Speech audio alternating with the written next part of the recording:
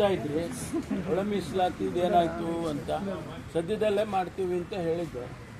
ಮಾನ್ಯ ಮುಖ್ಯಮಂತ್ರಿಗಳು ಜಸ್ಟಿಸ್ ನಾಗಮೋಹನ್ ದಾಸ್ ಅವರನ್ನು ನೇಮಕ ಮಾಡಿದ್ದಾರೆ. ಅವರಿಗೆ 3 ತಿಂಗಳೊಳಗಾಗಿ ವರದಿಯನ್ನು ಕೊಡಬೇಕು ಅಂತ ಹೇಳಿದ್ದಾರೆ. ಅದು ಭಾಳ ಒಳ್ಳೆಯ ಬೆಳವಣಿಗೆ. ಆದಷ್ಟು ಬೇಗ ಅದು ಆದರೆ ನಮಗೆ ಎಂಪೆರಿಕಲ್ ಡೇಟಾ ಬರಬೇಕು ಅಂತೇಳಿ ಅದನ್ನು ಅವರು ಸಬ್ಮಿಟ್ ಮಾಡಿದ ತಕ್ಷಣ ಸರ್ಕಾರ ತೀರ್ಮಾನ ತಗೊಳ್ಬೇಕು. ಎಂಪೆರಿಕಲ್ ಡೇಟಾ ಎಲ್ಲಿಂದ ತಗೊಳ್ತಾರೆ? ಗೊತ್ತಿಲ್ಲ, ಅದು ಅವ್ರಿಗೇನು ಡೈರೆಕ್ಷನ್ಸ್ ಕೊಟ್ಟಿದ್ದಾರೋ ನೋಡಿ. ಸರ್, ಅವರಿಗೀಗ ಜವಾಬ್ದಾರಿ ಜಾಸ್ತಿ, 40% ಅವರೇ ಇದನ್ನು ಮಾಡ್ತಾ ಇರುವಂಥದ್ದು. ಇದು ಕೂಡ ಅಥವಾ 2 ಕ್ಲಾಸಸ್ ಅಥವಾ ಅವರಿಗೆ ಆಗಲ್ವಾ ಅಂತ? ಅದೇ ಬೇರೆ, ಈ ಮ್ಯಾಂಡೇಟೇ ಬೇರೆ ಅಲ್ಲ, ಅದೇ ಬೇರೆ ವಿಷಯ, ಅದೇ ಬೇರೆ ವಿಷಯ. ಅವರಿಗೆ ಬೇಕಾದಂಥ ಸಪೋರ್ಟಿಂಗ್ ಸ್ಟಾಫು ಮತ್ತು ಎಲ್ಲ ಕೊಡ್ತಾರೆ.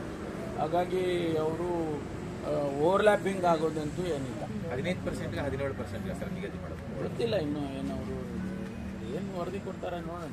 ಮುಖ್ಯಮಂತ್ರಿಗಳು ಗಂಭೀರ ಆರೋಪ ಮಾಡವ್ರೆ ಸರ್. ಬಿಜೆಪಿಯವರು ನಮ್ಮ 50 ಜನ ಶಾಸಕರಿಗೆ ತಲಾ 50 ಕೋಟಿ ಆಮಿಷ ಕೊಟ್ಟಿದ್ದಾರೆ, ಅಸ್ಥಿರ ಮಾಡೋದಕ್ಕೆ ರೆಡಿ ಇದ್ರು. 50 ಕೋಟಿ ಆಫರ್. ಮಾನ್ಯ ಮುಖ್ಯಮಂತ್ರಿಗಳಿಗೆ ಅವರು ಆ ರೀತಿ ಹೇಳಿಕೆಯನ್ನು ಕೊಡಬೇಕಾದ್ರೆ ಅವರಿಗೆ ಒಂದಿಷ್ಟು ಮಾಹಿತಿ ಇರಲೇಬೇಕು.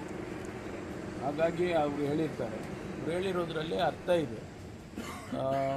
ಭಾರತೀಯ ಜನತಾ ಪಾರ್ಟಿಯವರು ಮತ್ತು ಜನತಾ ದಳದವರು ಈ ಸರ್ಕಾರವನ್ನು ಅಸ್ಥಿರ ಮಾಡಬೇಕು ಅಂತ ಎಲ್ಲ ಪ್ರಯತ್ನವನ್ನು ಸತತವಾಗಿ ಮಾಡ್ತಾ ಇದ್ದಾರೆ. ಮೂಡ ಮಾಡ್ತಾರೆ, ಇನ್ನೊಂದು ಮಾಡ್ತಾರೆ.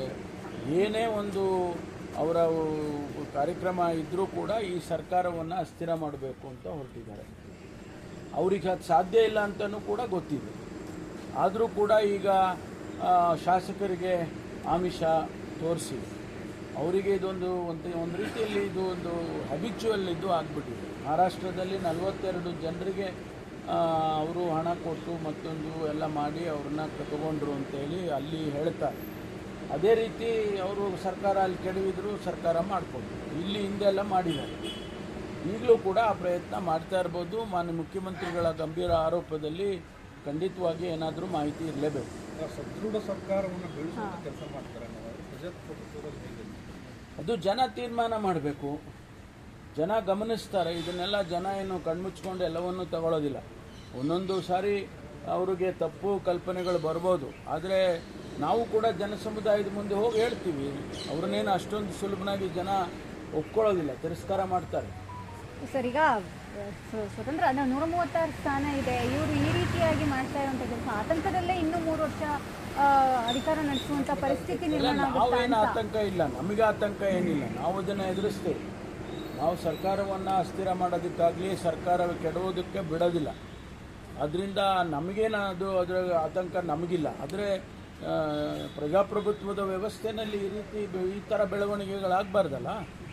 ಇಷ್ಟೊಂದು ದೊಡ್ಡ ಮ್ಯಾಂಡೇಟನ್ನು ಕೊಡದೆ ಒಂದು ಪಕ್ಷಕ್ಕೆ ಅದನ್ನು ಇವರು ಈ ರೀತಿ ಮಾಡೋದು ಸರಿ ಕಾಣಿಸಿದೆ. ಜನಗಳ ಮುಂದೆ ಹೋದಾಗ ಅವ್ರು ಹೇಳ್ಕೊಳ್ಳಿ, ಏನಾದರೂ ನಮ್ಮಲ್ಲಿ ತಪ್ಪುಗಳಿದ್ದರೆ ಜನಗಳ ಮುಂದೆ ಹೇಳಿ ಜನ ತೀರ್ಮಾನ ಮಾಡ್ತಾರೆ. ಆದರೆ ಈ ರೀತಿ ಮಾಡೋದು ಪ್ರಜಾಪ್ರಭುತ್ವ ವ್ಯವಸ್ಥೆಯಲ್ಲಿ ಸರಿಯಿಲ್ಲ. ಅದು ಉತ್ತರ ಪ್ರದೇಶದ ಬುಲ್ಡೋಸರ್ ನ್ಯಾಯಕ್ಕೆ ಸರ್ಕಾರಗಳು ಏನೇ ತೀರ್ಮಾನ ಮಾಡುತ್ತೆ ಅದು ಜನಪರವಾಗಿ ಇಲ್ಲ ಅಂತ ಗೊತ್ತಾದರೆ ಅದಕ್ಕೆ ಸಂಬಂಧಪಟ್ಟ ಹಾಗೆ ತೀರ್ಪನ್ನು ಕೊಡ್ತಾರೆ. ಈಗ ಅದಕ್ಕಾಗಿ ಅವರು ಕೊಟ್ಟಿದ್ದಾರೆ. ಸುಪ್ರೀಂ ಕೋರ್ಟ್ನಲ್ಲಿ ಉತ್ತರ ಪ್ರದೇಶದ ಸರ್ಕಾರದ ವಿರುದ್ಧವಾದ ತೀರ್ಪನ್ನು ಕೊಟ್ಟಿದ್ದಾರೆ. Thank you.